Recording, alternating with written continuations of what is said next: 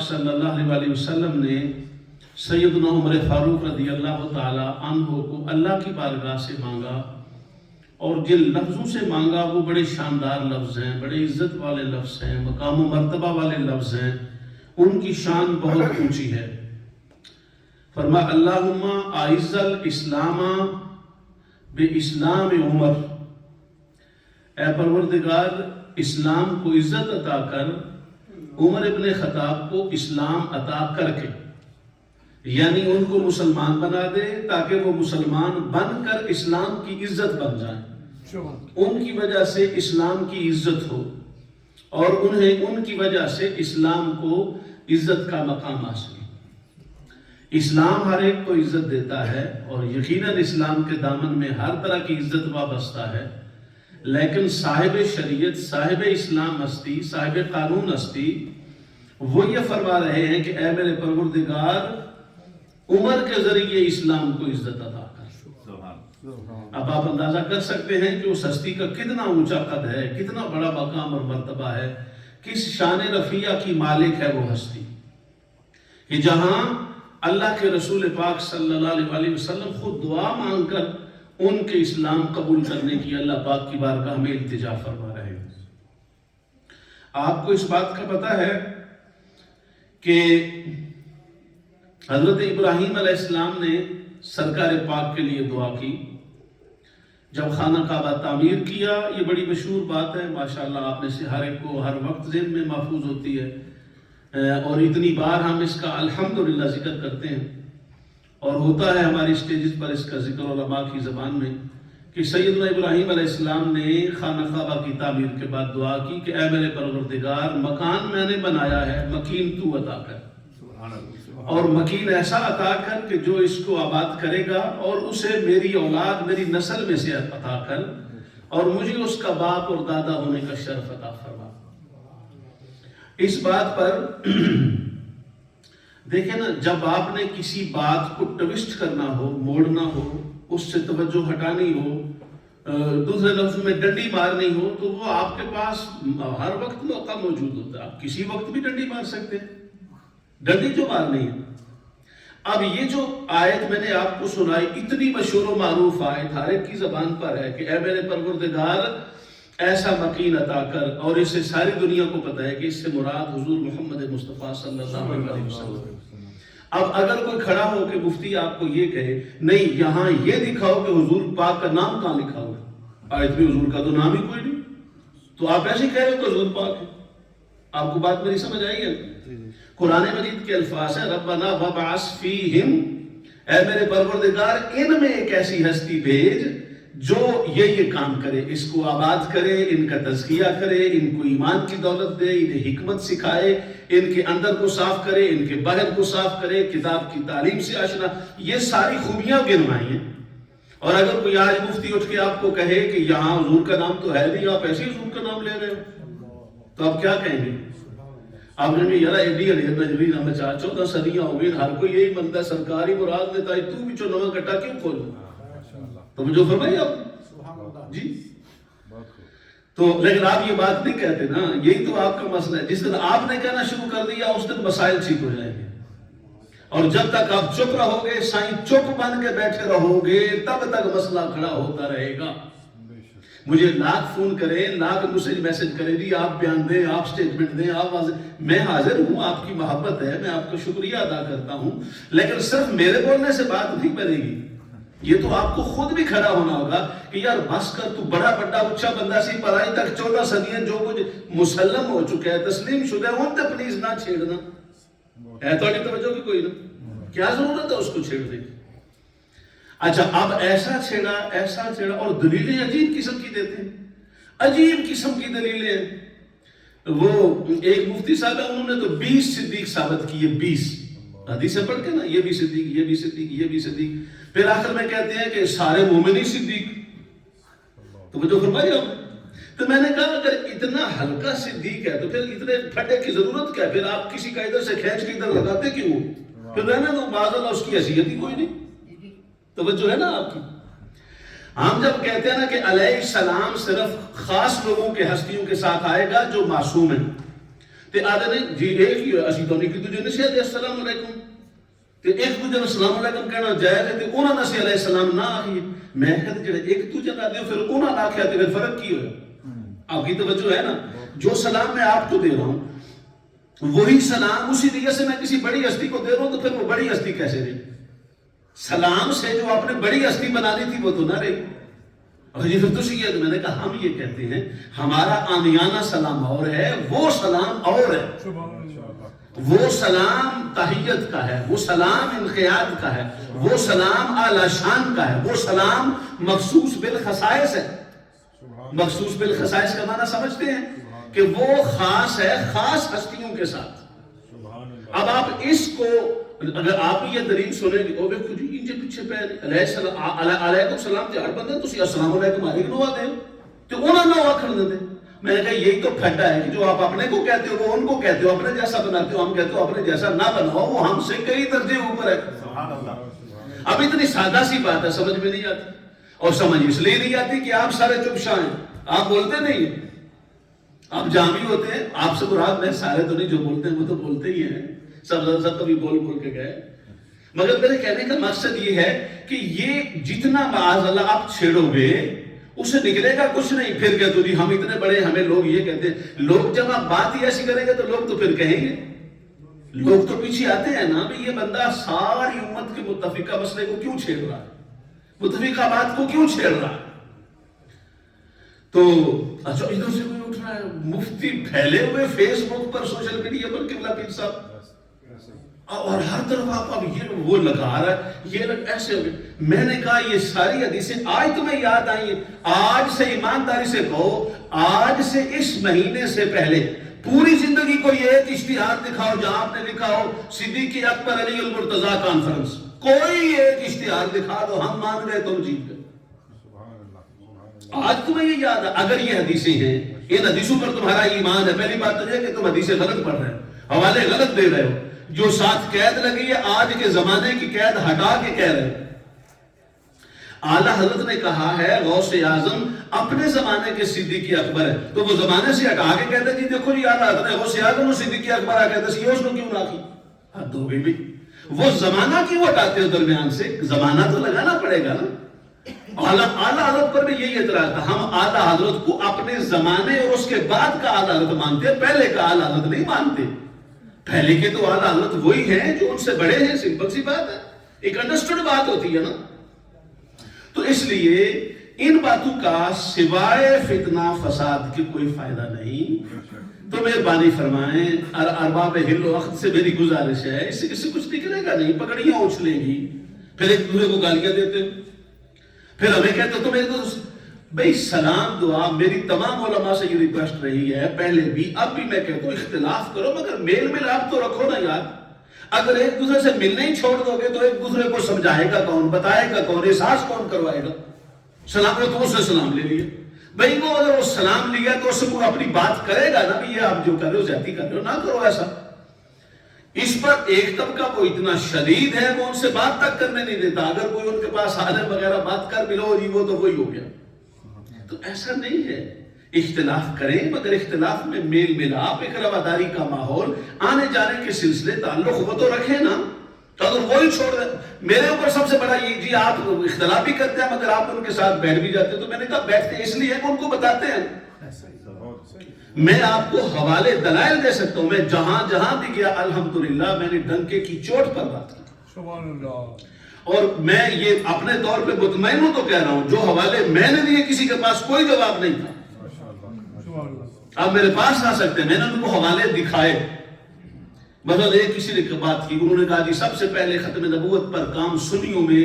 14 صدی میں فلاں بندے نے کی میں نے کہا غلط بات کر رہے ہیں یہ بہت بڑے شاہ صاحب ہے جنہوں نے یہ بات کی بڑے مدرس ہیں بڑے مناظر ہیں میں نے کہا نہیں سب سے پہلے یہ کام صدیق اکبر نے کی میں نے ان کو حدیثیں پڑھ کے ساری جملہ حدیثیں اور عقائد کی کتابوں کے حوالے دیے بغیر اعراب کے ویسے وہ صلاحیت رکھتے ہیں بغیر اعراب کے پڑھ سکتے ہیں لیکن انہیں جواب آج تک کوئی نہیں دیا مگر ان کو اتنی ہمت میں نہیں ہوئی کہ باقی یار آپ نے ٹھیک کہا صدیق اکبر کو پھر پہلے نمبر پر یہ اس میں تو شک ہی بولی یہ کہنا چاہیے تھا نہیں کہا تو اس لیے جب ذہنوں میں تعصب آ جائے تو اس سے حالات خراب ہوتے ہیں مولا کے لفظ، وہ جو دوسری پارٹی ہے کالی پارٹی، وہ یہ کہتے ہیں کہ یہ حضور نے مولا کے لفظ پر، اب اتنا عرصہ مولا کے لفظ پر بحث چھڑی، ابھی وہ پوری ختم نہیں، اب صدیق کے لفظ پر بحث آ گئی، پھر فاروق کے لفظ پر.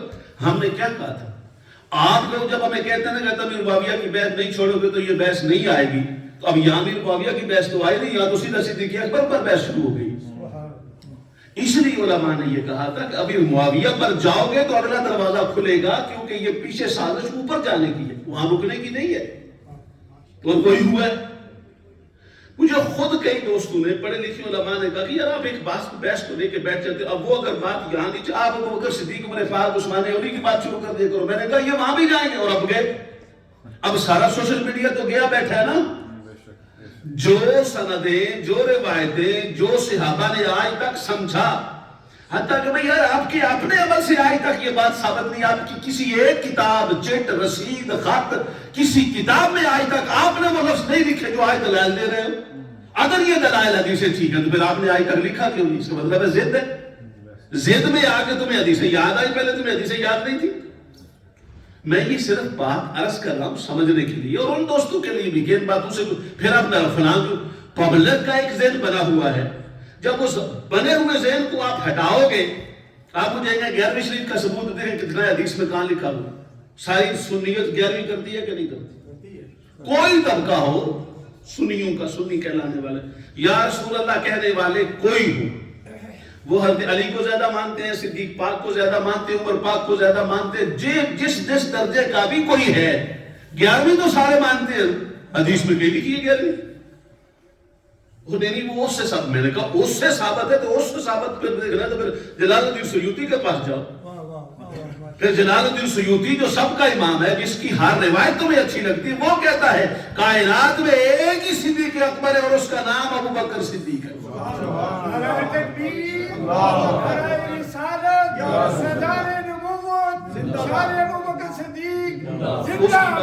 اس کی بات کو ہم بڑا سمجھے گا، تیری بات کو بڑا سمجھے. جنہیں آپ کہہ رہے ہو کہ وہ جیسا تو وہ جی کو تو انہوں نے تو پتہ نہیں کہ انہوں نے تو 72 بار عالم بیداری میں جاگتے ہوئے سرکار کی زیارت کی. میں نے کہا اب وہ تمہیں ان کے فضائل یاد نہیں آتے؟ اپنی بات آتی تو پیچھے ہٹ جاتے. یہ کوئی بات ہے؟ چل انہیں پہ بات کو ختم کر دو، اسی پہ بات کو فیصلہ کر دو. انہوں نے جو عبارت لکھی اسی ٹاپک پر، لیکن بات یہ ہے ہی نہیں. جیسے میں نے کہا آپ کہہ تو ربنا فبعث فیہم میں رسول پاک کا نام نہیں لہذا یہ آئے تو اس بارے میں آئی نہیں، تو اب کیا کر لو؟ ڈنڈا مارو گے؟ چپ ہو جاؤ گے نا. اب اس کو بتا کیا سمجھا؟ تو اس لیے اس طرح کی باتوں سے امت میں فتنہ پیدا ہوتا ہے، بڑی ہستیوں پر اعتراضات آتے ہیں، ضد میں ادب و احترام پھر نہیں رہتا. پھر مجھے گالی گلوچ تو ہوگی جب آپ ایسی بات کرو گے. تو اس لیے آپ سے بھی میری گزارش ہے اور سب سے گزارش، اور آپ کو بھی کرنی چاہیے کہ مہربانی فرمائیں اساں پہلے بڑی کوشش نال، بڑی ہمت نال ایک ذہن فٹ کیتے ہیں، سیٹ کیتے ہیں، ان نہ توڑو. کیا ملے گا آپ کو یہ توڑ کے؟ ٹوٹے گا نہیں اور پھیلے گا، ٹوٹے گا نہیں اور پھیلے گا. وہ جو جس روایت پر بات کرتے ہیں، اب کیا بندہ کہے کس کو بات کو لے اور کس طرح کی بات کے، یعنی بیان نہیں کیا جا سکتا. غدیر خم پر جو دوسرے لوگوں نے، مخالفین نے لکھا ہے کہ غدیر خم پر سرکار نے مولا کو مولا کیوں کہا، آپ پڑھو گے تو کانوں کو ہاتھ لگاؤ گے. اور انہوں نے حدیثوں کے حوالے دیے، آپ سے زیادہ حوالے انہوں نے دیے. اور یعنی میں بیان ہی نہیں کر سکتا کہ انہوں نے کیا کچھ لکھا ہے. اجازت ہی نہیں دیتی زبان کہ میں آپ کو بتاؤں، مگر انہوں نے حدیث کے حوالے دے کے لکھا ہے. لوگ تو پڑھتے ہیں، فیس بک والا جو جائے گا وہ تو پڑھے گا. میں خود اتنا، میں نے کہا حد ہوگی یار، یہ کیسا دروازہ انہوں نے کھول دیا ہے کہ شان تو دور کی بات ہے، معاذ اللہ ساری ہستیاں پاک ہستیاں نشانے پہ آ گئی، تنقید شروع ہو گئی. تو اس لیے اس بات کو نہیں سمجھنا چاہیے. اور یہ جو رولا ڈالا انہوں نے، اتنا رولا ڈالا اس پہ، وہ کہتے جی جس معنی میں نبی پاک مولا اسی معنی میں علی مولا. میں نے کہا اس معنی میں تو دنیا کو کوئی بچہ جان ہی نہیں سکتا جو سرکار کے معنی میں ہو. کیسی بات کرتی ہے؟ تو عام بندے کو بھی پتا ہے جس معنی میں سرکار مولا ہے اس معنی میں تو کائنات پوری میں کوئی بندہ ہو ہی نہیں سکتا انبیاء سمیت. یہ بات سمپل ہے کہ نہیں؟ آپ کو سمجھ آ رہی ہے نا؟ اس میں کون سا فلسفہ ہے؟ آپ کیسی بات کر رہے ہو؟ نہیں ان کے ساتھ، میں نے کہا ان کے ساتھ تو قرآن نے کہا ہے اللہ مولا ہو و جبریل ہو. جبریل بھی مولا ہے، اللہ بھی مولا ہے، سرکار بھی مولا ہے. تو پھر جس معنی میں اللہ مولا اسی معنی میں نبی پاک مولا ہے. واقعہ تو نہیں، اللہ مولا ہے عطائے ذاتی میں اور نبی مولا ہے عطائے صفاتی میں. اللہ مولا ہے ذاتی طور پر، نبی مولا ہے اللہ کی عطا سے. تو میں نے کہا وہاں فرق پہ کیوں کرتے ہو؟ وہاں بھی رکھو نا. تو مسلمان ہی نہیں رہے، اسلام کے دائرے سے نکل جاؤ گے. فرق تو لانا پڑے گا نا. اللہ مولا ہے اپنی شان کے ساتھ، نبی پاک مولا ہے اپنی شان کے ساتھ، جبرائیل مولا ہے اپنی شان کے ساتھ، وصالح المومنین اور ہر نیک متقی ایمان والا مولا ہے وہ اپنی شان کے ساتھ. لیکن وہ سارے ہی مولا تو پھر پیچھے مولا دیابیت کی رہ گئی. پھر آگنا کہ میں بھی اس سے زیادہ مولا معاذ اللہ جیسے زیادہ اللہ مولا. یہ معنی لوگ نہیں ہوتا بھائی. ہر لفظ کا معنی یہ، اور یہ جو بات میں آپ کو عرض کر رہا ہوں یہ قانون ہے، گرامیٹیکلی، اعتقادی، فقہی، اصولی، حدیثی قانون ہے کہ لفظ کا معنی جس کے ساتھ لفظ آئے گا اس کے ساتھ ہو کر معنی کیا جائے گا. لفظ بڑا تب ہوگا جب جس کے ساتھ لگے وہ اتنا بڑا ہو تو پھر اتنا بڑا معنی آئے گا. اگر وہ لفظ نیچے آ جائے گا تو اس کا معنی نیچے چلا جائے گا. کیسی بات کر رہے ہو آپ؟ تو اللہ مولا ہے. اور پھر یہ ہاتھوں کی آپ روزانہ نہیں کہتے مولانا، یہ وہی مولا ہے. جب آپ ہر مولوی کو کہتے مولانا یہ وہی مولا ہے، اس میں کوئی فرق نہیں. وہی عربی زبان کا مولا کا لفظ ہے. آپ نے توجہ فرمائی ہے. اچھا پھر اگر ہم کہہ دیں مولا ابو بکر تو کہتے دیکھیں ناسبی ابو بکر مولا کتوں آ گئے، مولا عمر. میں نے کہا آپ کی 5 وقت کی نماز کا امام مولا ہے تو ابو بکر مولا نہیں، عمر مولا نہیں. نہیں یہ تو ناسبیت ہے. تو اگر مقصد یہ ہے کہ اس طرح بات چلے گی نہیں، اب جہالت تو رہی نہیں نا. ہم تو سنی تو محبت والے لوگ ہیں، ہم تو ادب سے عزت کر رہے ہیں. میں جو تو باتیں کر رہا ہوں عزت و احترام سے کر رہا ہوں نا. کچھ سخت لفظ نہیں بولا، لیکن فیس بک پہ تو جو کچھ ہو رہا ہے آپ کو پتہ نہیں دیکھا کہ نہیں دیکھا. اور اگر دیکھے تو آپ کو بلان پتہ جائے گا، آواز آ جائے گی، پوری 14 تمک کھل جائے گی، روشن ہو جائے گی کیا ہو رہا. تو اس لیے جب آپ بڑی ہستیوں پر اعتراض کی انگلی اٹھاؤ گے تو پھر نیچے تو کسی نے بچنا ہی نہیں ہے نا. نیچے والے تو ہیں ہی نیچے والے. تو بہرحال عمر پاک کی بات یہ ہو رہی ہے کہ سرکار عمر پاک، ابھی جو میں آپ کو بات بتانے لگوں بڑی دلچسپ بات ہے، آپ نے توجہ سے سننی ہے. سرکار پاک نے فرمایا میرے عمر کی شان یہ ہے کہ میری ساری امت میں اور تمام صحابہ میں عمر اسلام پر عمل کرنے میں سب سے زیادہ سخت ہے. سخت کیا کمال، اسلام پر عمل کرنے میں عمر سب سے زیادہ سخت. یہ کون کہہ رہا ہے؟ یہ وہ کہہ رہا ہے جس کی زبان پر رب بولتا ہے. یہ وہ ہستی کہہ رہی ہے جو امام الانبیاء بھی ہے، امام الرسل بھی ہے، امام الملائکہ بھی ہے.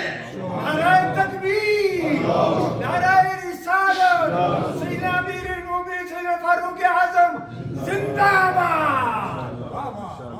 تو ایسی ہستی جس کا یہ شرف اور اعزاز ہے کہ جسے سرکار فرما رہے ہیں کہ اسلام پر سختی سے عمل کرنے والا سب سے زیادہ میرا عمر ہے. یہ شان ہے سرکار عمر پاک.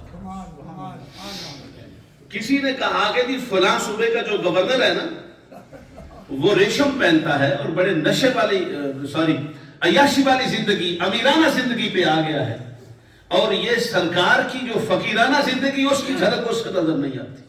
فرمایا اس کو بلاؤ. نوٹس بھیج دیا، گورنر آ گیا. فرمایا یہ تمہیں کب سے عادت پڑی گئی یہ ریشم پہننے کی؟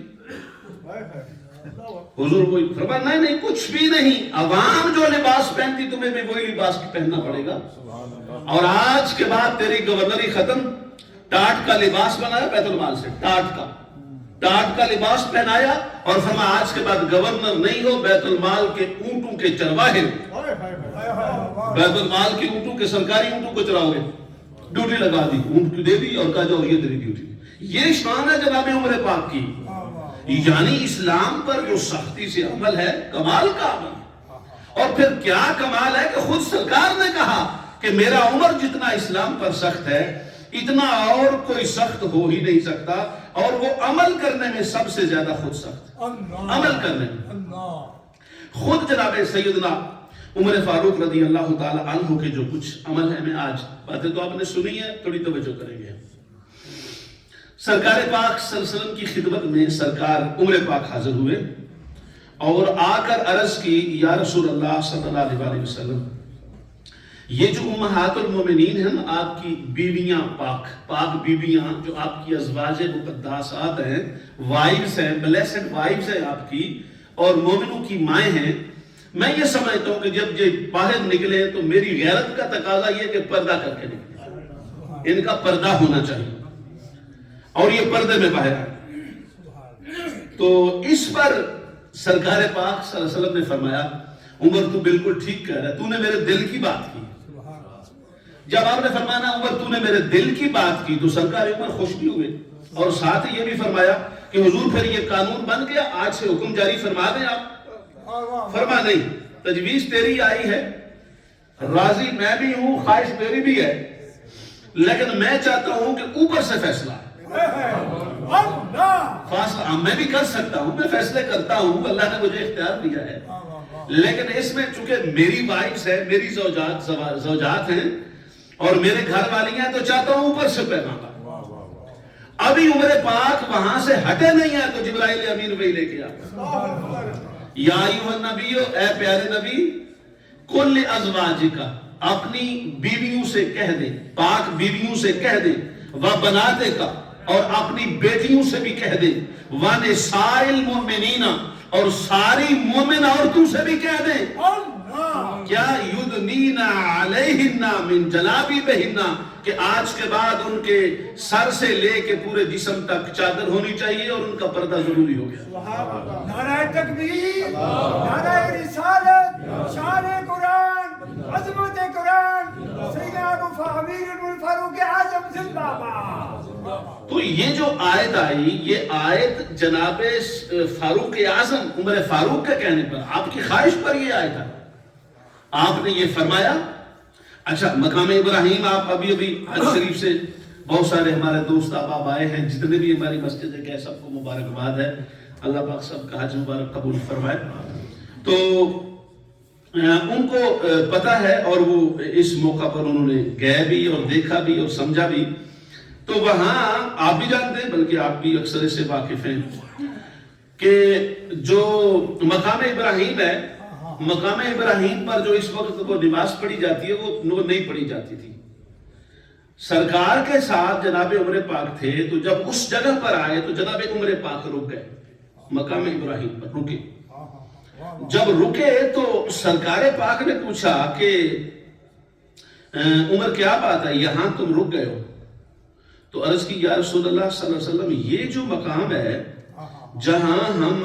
رکے ہیں یہ مقام ابراہیم ہے بالکل یہ مقام ابراہیم تو کہا حضور ابراہیم علیہ السلام اس پر کھڑے ہو کے صاف ظاہر ہے انہوں نے جو کام بھی کیا تو ان کے کھڑے ہونے کی جگہ فرما ہاں کہا حضور میں جب بھی یہاں سے گزرتا ہوں نا میرا دل کرتا ہے میں یہاں نماز پڑھوں میرا دل کرتا ہے کہ میں یہاں نماز پڑھوں کیونکہ یہاں ابراہیم علیہ السلام کے قدم لگے ہیں اور میرا دل کرتا ہے کہ جہاں پہ ہمارے ابراہیم علیہ السلام کھڑے ہوئے وہاں ہمارے سجدے ہوں تو میں یہاں سجدہ کرنا چاہتا ہوں سرکار پاک نے فرمایا عمر تم بالکل ٹھیک کہہ رہے ہو بات تو ٹھیک ہے اور بالکل ایسا ہی ہونا چاہیے میں تو تم نے بات بڑی اچھی کی ہے تو کہا حضور پھر قانون بن جائے فرمایا نہیں قانون کے لیے اس کا انتظار کریں سرکار عمر پاک کو اس سے علماء نے لکھا بھی کہ اللہ پاک کی بارگاہ میں سرکار خود چاہتے تھے کہ عمر پاک کی خواہش پر اللہ کا قرآن آنا یہ زیادہ سے زیادہ امت کو پہنچے تاکہ امت کو پتا چلے کہ عمر پاک کے وسیلہ سے امت کو کتنی نعمتیں نصیب ہوئی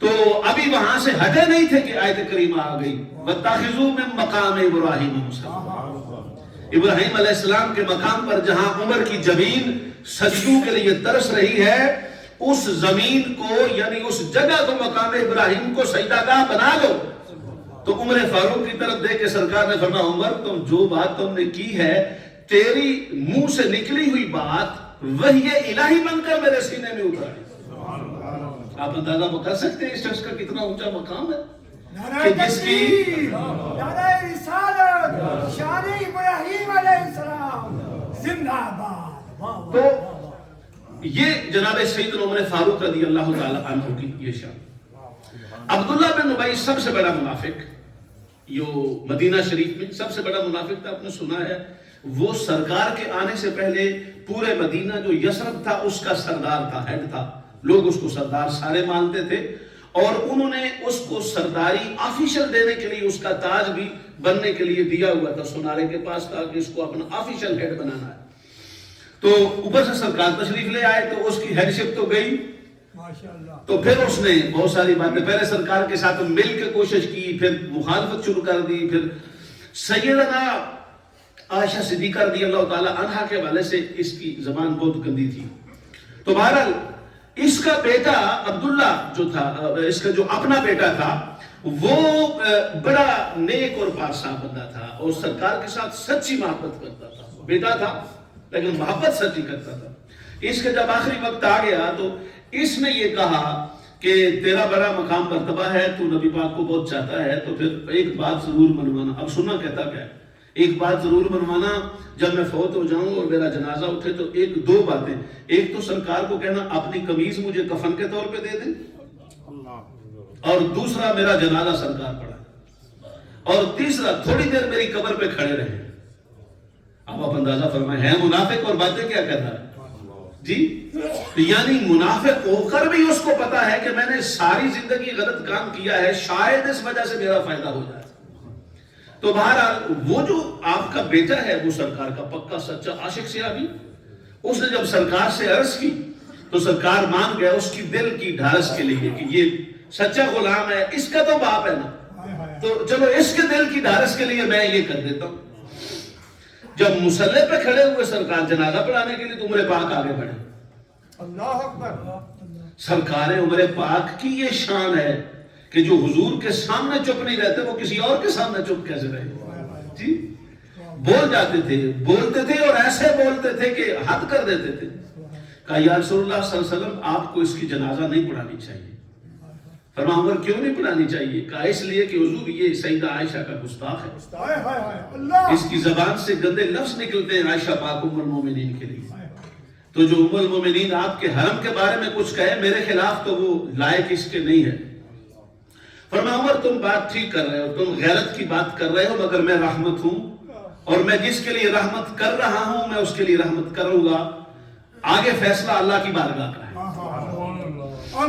یہ بھی لوگ جھوٹ بولتے ہیں، بددیانتی کرتے ہیں اسلام کے ساتھ اور اہل اسلام سے ظلم کرتے ہیں، معاذ اللہ کہ سرکار نے فلانا کام عمر سے ڈر کے نہیں کیا، اگر ڈر ہوتا تو سرکار کہتے کہ تو کہہ رہا ہے میں نہیں جنازہ پڑھاتا، سرکار نے اپنی مرضی فرمائی، جنازہ پڑھایا۔ جنازہ پڑھانے کے بعد اس کی قبر پر سرکار کھڑے ہوئے اور اوپر سے جبرائیل امین تشریف لے گیا، فرمایا یا رسول اللہ، اللہ پاک فرما رہا ہے، یہ قرآن کی اب بھی آیت ہے، لا تقم علی قبرہ، آپ اس کی قبر پر کھڑے نہ ہوں، ولا تصلی علیہم، اور آج کے بعد ان منافقوں میں سے کسی کی بھی نماز جنازہ آپ نے نہیں پڑھانا، نہ نماز جنازہ پڑھانی ہے نہ قبر پر کھڑے ہوں۔ اور اس پر مفسرین نے لکھا ہے اس لیے کہ آپ کھڑے ہوں گے تو عذاب نہیں آئے گا، اور یہ سیدہ عائشہ کا گستاخ ہے، اس پر تو اللہ فوری عذاب دینا چاہتا ہے، اور یہ کیسے ہو سکتا ہے رحمت بھی کھڑی اور عذاب بھی آ جائے، تو آپ پیچھے ہوں تاکہ عذاب۔ تو یہ جو آیت آئی لا تصلی علیہم ولا تقم علی قبر علی احد منہم، ان میں سے یعنی منافقین میں سے کسی کی بھی نماز جنازہ نہیں پڑھانی، اور ولا تقم علی قبر، قبر پر بھی کھڑا نہیں ہونا۔ دونوں طرح سے سرکار پاک صلی اللہ علیہ وسلم کے اس عمل کو کر دیا۔ حفاظ کا یہ فائدہ ہوتا ہے، میں چونکہ حافظ نہیں ہوں تو جب میں نے کہنا تھا، لیکن میں نے اس لیے نہیں کہا کہ سم ٹائم ان کے ذہن میں بھی، حافظ صاحب کے ذہن میں بھی فوری تو بات نہیں ہوتی نا، تو چلو اچھا ہوا انہوں نے مزید اس نے کر دیا۔ تو اس سے آپ کو بھی تصدیق ہوگی کہ آیت قرآنی جو اس وقت بھی قرآن کی آیت میں موجود ہے، سیدنا عمر پاک کی خواہش پر اللہ پاک نے اس آیت کو سبحان اللہ۔ اور تیسری جو بات ہے، وقت ختم ہو گیا ہے، وہ تو بہت ہی شاندار بات ہے۔ انہی منافقین کی پھیلائی ہوئی افواہ تھی سیدہ عائشہ صدیقہ رضی اللہ تعالی عنہا کے بارے میں، آپ پر کردار کا الزام لگایا گیا۔ آپ اندازہ فرمائیں یعنی کتنا اونچا مقام ہے اور لوگوں کی کتنی گھٹیا سوچ ہو سکتی ہے۔ سیدہ عائشہ پاک پر الزام لگایا، اور سیدہ عائشہ پاک پر جب الزام لگایا تو سرکار تک بات پہنچی۔ انہوں نے پہلے درمیان میں خفیہ طور پہ پورے مدینے میں بات پھیلائی، جب پورے مدینے میں بات پھیل گئی تو پھر آخر میں سرکار تک بات پہنچی تو سرکار کو بڑا اس سے یقیناً صدمہ پہنچا. سرکار گھر گئے تو عائشہ صدیقہ نے سلام کیا تو سرکار نے جواب نہیں دیا اور ناراضگی چہرے سے ظاہر تھی. عائشہ صدیقہ بہت پریشان ہوں. ایسا آپ کا تعلق عظیم قسم کا تھا. ایسا نہیں تھا کہ نہیں اسلام دیا تو کچھ نہیں ہوا، بلکہ آپ کے لیے تو یہ بہت بڑا مسئلہ بن گیا عائشہ پاک کے لیے. تو خیر جب سلام دیا اور آپ نے سلام کا جواب نہیں دیا اور سیدہ پاک بہت زیادہ پریشان ہو گئی تو تھوڑی دیر کے بعد سرکار نے پھر توجہ نہیں فرمائی. ناراضگی کی کیفیت رہی، توجہ نہیں فرمائی. تو اس وقت حضرت عائشہ حضور کے پاس آئیں اور آ کر کہا کہ اگر آپ کو مجھ سے بات نہیں کرنی ہے اور آپ کو میں پسند نہیں ہوں تو میں اپنے میکے چلی جاؤں. تو سرکار پاک نے اس کا بھی کوئی جواب نہیں دیا. اچھا جب جواب نہیں دیا تو حضرت عائشہ کے جیسے کسی سیلاب کے آگے بند باندھا تو بند ٹوٹے تو وہ سیلاب آتا ہے نا، ایک آنسو کا سیلاب آیا عائشہ پاک کی کیفیت میں. رونا شروع کیا اور انتہائی خطرناک حالت ہو گئی اور اپنے کپڑے سمیٹ کے حضرت ابو بکر صدیق کے گھر چلی گئی، اپنے باپ کے گھر چلی گئی. اور جب وہاں گھر چلی گئی تو آپ زندگی میں کہتی تھی، فرماتی تھی میرے لیے سب سے مشکل مرحلہ یہ وہ تھا جب میں نے سرکار سے کہا نا کہ میں اپنے باپ کے گھر چلی جاؤں اور سرکار آگے سے بولے نہیں ہے. میرے لیے زندگی میں اس سے مشکل موقع آیا ہی نہیں. تو خیر آپ وہاں گئی اور وہاں جا کے خیر بات اپنی والدہ کو بتائی تو پھر جناب صدیق پاک کو بھی بات پتہ چلی. تو اس کے بعد پھر آپ نے کھانا پینا بھی تقریباً چھوٹ گیا، انتہائی حالت خراب ہو گئی. اور آپ کی والدہ کہتی کہ میں نے عائشہ کو دیکھا شام کا وقت ہے، مصلی اٹھایا، جائے نماز اٹھائی اور ایک کونے کی طرف چلی گئی. فرماتی میرے ذہن میں خیال آیا عائشہ بہت پریشان ہے رضی اللہ تعالیٰ عنہ، کوئی نقصان نہ کرنے لگے. تو میں آگے بڑھی، میں نے کہا عائشہ کہاں جانے کا ارادہ ہے؟ کہا جانے کا ارادہ کہیں نہیں ہے، میں وہاں کونے میں جا رہی ہوں، میرا کیس بہت بڑا ہے، میں اپنے اللہ سے کیس پیش کرنا چاہتا ہوں. آپ اندازہ فرمائیں کیا اللہ کی بارگاہ میں تعلق کی کیفیت ہے. مصلی لیا، وہاں چلی گئی، فرما آج رات میں اپنا کیس اللہ کی بارگاہ میں پیش کروں. سبحان اللہ. ساری رات رو رو کے مناجات کر کر کے اللہ کی بارگاہ میں التجا کی کہ مولا تو اس کیس کا فیصلہ فرما. دوسرے دن سرکار نے صحابہ کو بلایا اور فرما تم اس بارے میں کیا کہتے ہو. اب عام زبان حافظوں تو ہر طرح کا ذہن ہوتا ہے، باتیں کرتے کرتے کسی نے کہا حضور اگر آپ زیادہ پریشان ہیں اس معاملے میں تو آپ عائشہ کو چھوڑ دیں، اس سے اچھی بیویاں آپ کو مل جائیں گی. یہ جب بات آئی تو عمر پاک اٹھے جلال کی کیفیت میں، فرمانے لگے یا رسول اللہ ایسا نہیں ہو سکتا. فرمایا عمر کیوں نہیں ہو سکتا؟ کہا حضور اس لیے نہیں ہو سکتا کہ ہم بات کریں گے اس بندے سے جس نے آپ کے لیے عائشہ کو پسند کیا تھا. یہ فیصلہ کس کا ہے؟ اللہ. چھوڑنے سے پہلے یہ غور کریں گے فیصلہ کس نے کیا. اب سرکار پاک نے جب عمر پاک کی طرف دیکھا تو آنکھوں میں آنسو تھے جلال کی کیفیت. حضور عائشہ کیسے آپ کے گھر سے جا سکتی؟ آپ پہلے اس بندے کو بتائیں، تلوار نکالی، میں اس سے پوچھوں گا تو وہ ایسی عورت آپ کے گھر میں کیوں لے کے آیا. جب یہ کیفیت آقا پاک نے دیکھی تو فرمایا عمر صبر کرو صبر کرو، جلال میں نہ آؤ. کون لے کے آیا ہے؟ کوئی لے کے نہیں آیا، میرا اللہ لے کے آیا ہے، یہ اللہ کا فیصلہ ہے. تو فرمایا پھر اللہ سے پوچھے سرکار، کسی کو کوئی حق نہیں عائشہ پر تبصرے کرنے کا. پھر اللہ کی بارگاہ میں پوچھے کہ معاملہ کیا ہے. تو اس پر سرکار نے فرمایا عمر تم نے میرا دل بھی صاف کر دیا، مومنین کا دل بھی صاف کر دیا. سرکار اٹھے، اٹھ کے حضرت عائشہ پاک کے گھر میں گئے تو سرکار عائشہ اسی طرح مصلی کی کونے میں ڈال کے بیٹھی تھی، اللہ کی بارگاہ میں مناجات کر رہی تھی. سرکار گھر میں گئے اور گھر میں جا کے کہا کہ عائشہ کو بلاؤ. سیدہ عائشہ کہتی میرا ایک تو دل ایسا ہوا کہ میں جاؤں اور سرکار سے لپٹ کے رو پڑوں، دل کی بھڑاس نکالوں.